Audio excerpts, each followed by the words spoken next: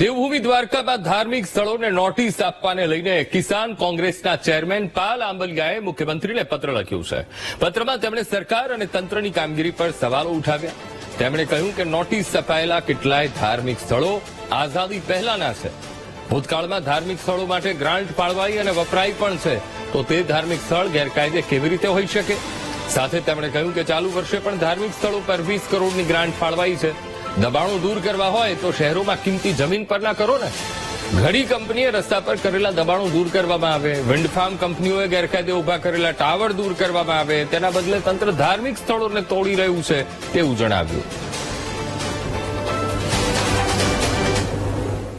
દ્વારકા જિલ્લાના પ્રશાસનને અને ગુજરાત સરકારને મારો સીધો સવાલ એ છે કે જે ધાર્મિક સ્થળોને તમે હટાવવા માટેની નોટિસ આપી છે એ ધાર્મિક સ્થળો તો આઝાદીના પહેલાના એ ત્યાં છે.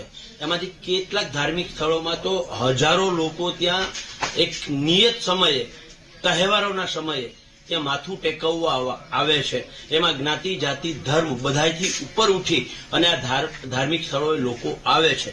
તમે જે ધાર્મિક સ્થળોને નોટિસ આપી છે તે ધાર્મિક સ્થળો પૈકી કેટલાક ધાર્મિક સ્થળો તો એવા છે કે જેમાં સરકારશ્રીના તાલુકા પંચાયતના સદસ્યથી લઈ અને પ્રમુખ, જિલ્લા પંચાયતના સદસ્યથી લઈને પ્રમુખ, નગરપાલિકાના સદસ્યથી લઈને પ્રમુખ, ધારાસભ્યથી સંસદ સભ્યશ્રીએ ગ્રાન્ટ આપી છે અને આ જ પ્રશાસને એ મંદિરોમાં ગ્રાન્ટ વાપરી છે. ત્યારે સવાલ એ છે કે જ્યારે આ મંદિરોમાં ગ્રાન્ટ વાપરી છે તો મંદિરો ગેરકાયદેસર કેવી રીતે હોય?